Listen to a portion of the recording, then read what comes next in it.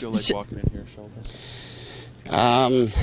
It feels similar, It's actually came in basically the same walk that I took every day coming in here. I always came in the Raptors entrance that way, so just stopped short a little bit this time.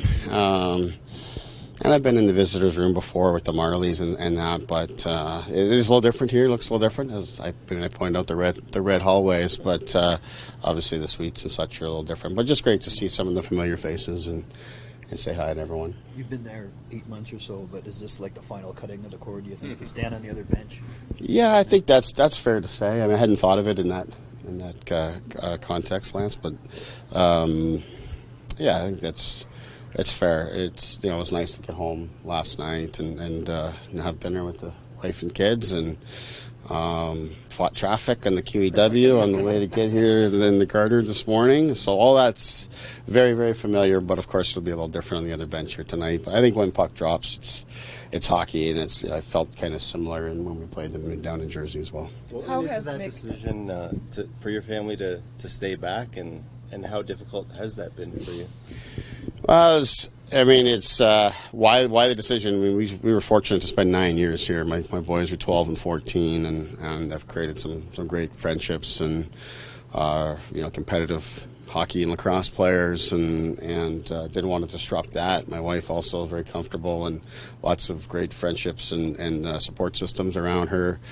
So we had a pretty good sense that the next move, or if there was going to be a move, would be one where the family would likely stay behind. That's part of why a place like New Jersey was so appealing, because it is so accessible. Short flight, and between Newark and the two New York airports, there's lots of options to get back and forth to Toronto. I've spent,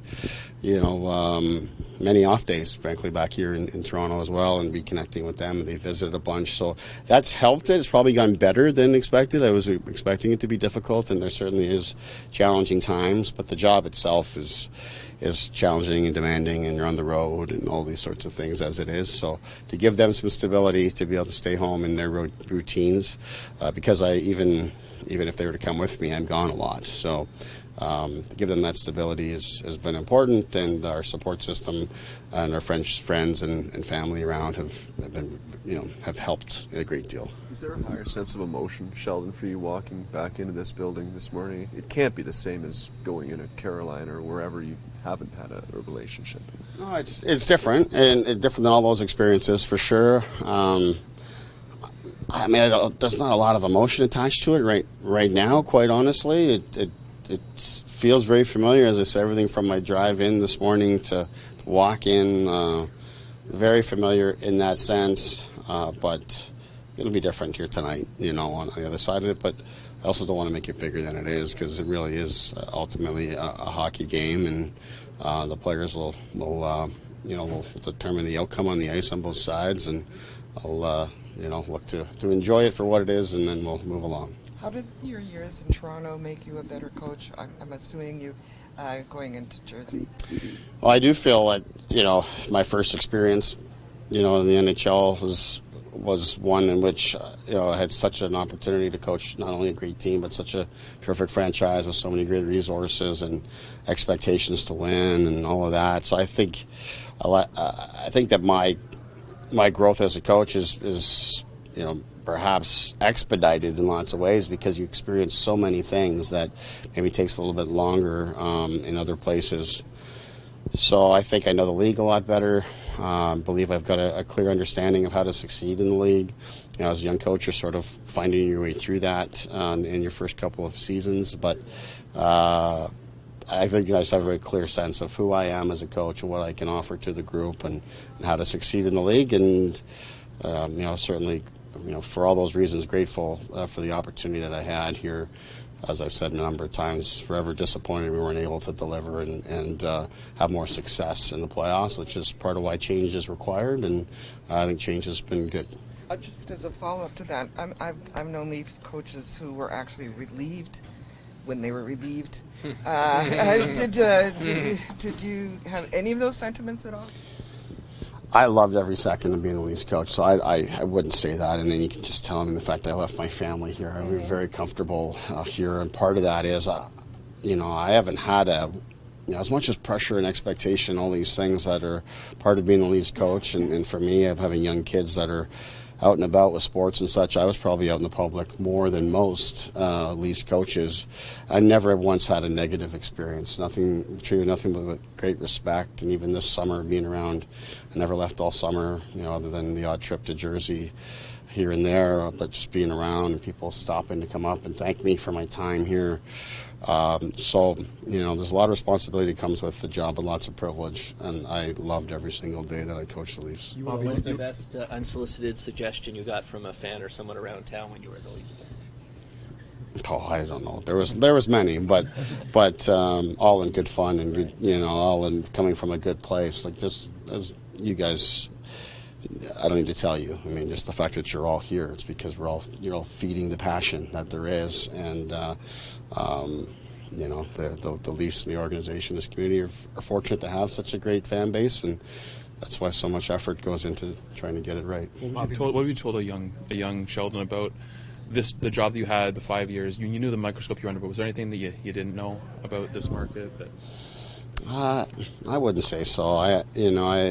Being here for the time I spent with the Marlies in advance, being in the same city, being able to watch Mike Babcock work on a daily basis, and all those sorts of things, either directly and being on the inside and around the team, or getting some anecdotes from different people in the organization, or just to be able to follow along as closely as I was.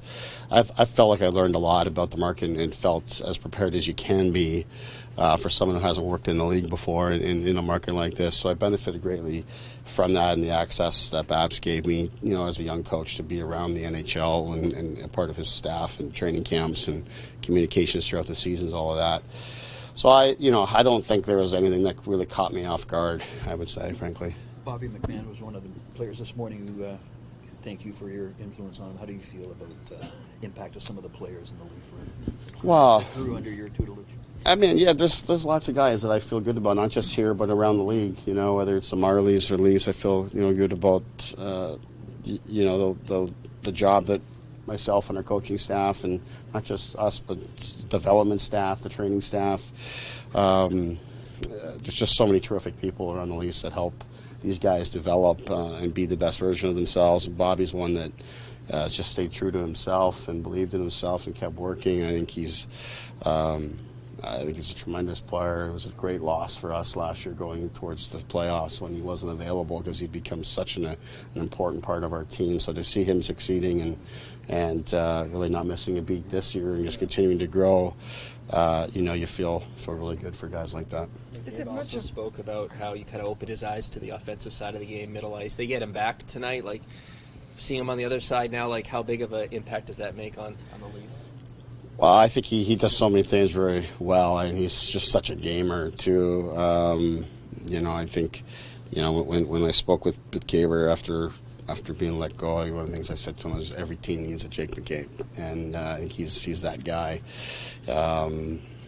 He's an ultimate team player, plays the game hard and honest, but also works at his game, and I really enjoyed having him. He helped us a great deal, and clearly a big part of their team here too. Any lineup notes for you guys? I know Stefan Asa got banged up the other night. Yeah, we've got some illness stuff going on, so we'll have some game time decisions here again tonight. It was the same with Nason the other day. It's just with these sorts of things, you're touch and go and making sure everybody's all right. So we won't look wildly different than we did the other night, but we'll have to see. Obviously, Holland's come up and gives us an additional option, and we'll see where we're at tonight. Sheldon, Four Nations are coming up quick. What's it going to be like to see some of your guys go up against each other? You cheer for Canada, you just cheer for no injuries? What's an NHL coach's perspective? Yeah, I mean, I'm just excited just to see some of these guys playing together and against each other. It's been so long, and some of these guys you've never seen in that type of an environment. So, yeah, I'm really excited for it. Don't know quite what to expect from the format and The way it comes together, obviously a little bit different, and stakes are a little different perhaps in the Olympics and such, but just talking with our guys who are going, they're really excited about it. Everything I just mentioned, the chance to represent your country and play best on best, I just think it's going to be a tremendous showcase for the league. One of the things that Jack said when he was named to the team is, the potential of maybe playing alongside Austin Matthews. You've had the chance to coach them both. What do you think that could look like?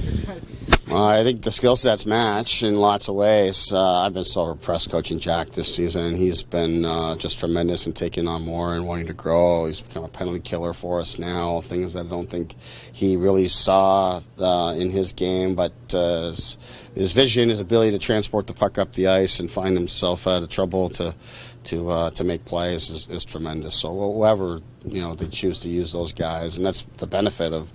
And the great thing about Best on Best is there's just so many possibilities for any of the teams. So I think we'll all be excited to watch and how it all unfolds. Talking about Jack there, what impresses you about the way he sort of embraced what you've asked him to do?